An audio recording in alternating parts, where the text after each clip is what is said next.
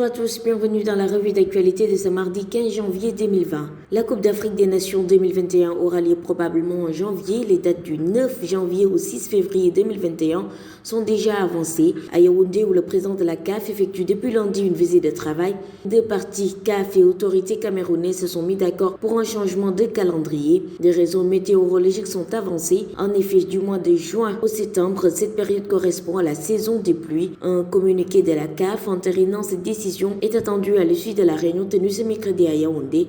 Rappelons que le Cameroun va aussi abriter la CHAN 2020 qui aura lieu du 4 au 25 avril. De la tanière, le sélectionneur du Sénégal, Aliou Cissé, va entamer prochainement une tournée en Europe. Il devrait en profiter pour rencontrer des jeunes binationaux qu'il souhaite convaincre de jouer pour leur pays d'origine. Cela concerne notamment le défenseur de Nice, Malang Sarr, qui a déjà été approché par des membres du staff technique des Lions de la Teranga, et l'attaquant de Reims, Boulaye Dia. Si Malang Sarr a porté le maillot de l'équipe de France des U16, il reste éligible pour évoluer avec le Sénégal.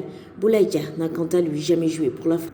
Info Mercato à présent, après 4 mois ici Monstal, les deux sociétaires de Génération Foot, Jean-Louis Barthélémy Diouf et Dimitri Christian Kassemar, ont rompu leur contrat qui devait prendre fin au mois de juin 2020.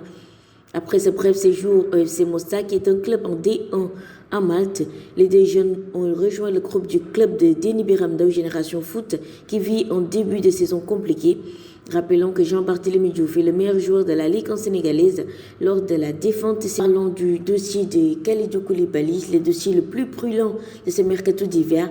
Manchester United aurait conclu un accord pour signer le défenseur central sénégalais Kalidou Koulibaly. L'accord est estimé à un peu plus de 60 millions de livres sterling, soit 45 milliards 908 millions 902 032 francs CFA.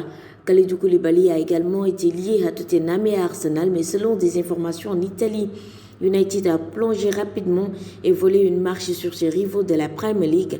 Toutefois, le capitaine des Lions ne devait rejoindre l'équipe qu'en été, mais sa présence donnerait un énorme coup de fouet à United. Le défenseur de 28 ans étant l'un des plus courtisés du football européen. Le journaliste italien Fabio Santini a annoncé la nouvelle et s'exprimant dans l'émission télévisée I Possesso, il a déclaré « Napoli vendra Kalidou Koulibaly à Manchester United pour un chiffre d'environ 70 à 75 millions d'euros.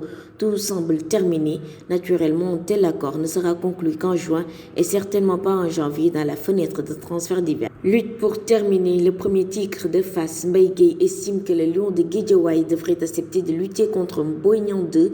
Selon lui, le combat est logique, l'affiche est nouvelle et va beaucoup plaire aux amateurs. C'est un combat très logique dans un passé très récent. C'est bien Balla Gaye 2 qui se disait disposé à le prendre, alors je ne vois pas pourquoi en quelques jours seulement il devrait changer d'avis. Balla Gaye 2, Boignan 2, c'est un très bon combat.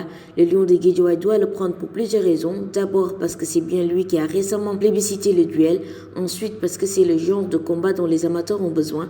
Après parce que Boignan 2 a fait suffisamment de preuves pour mériter se mesurer à lui.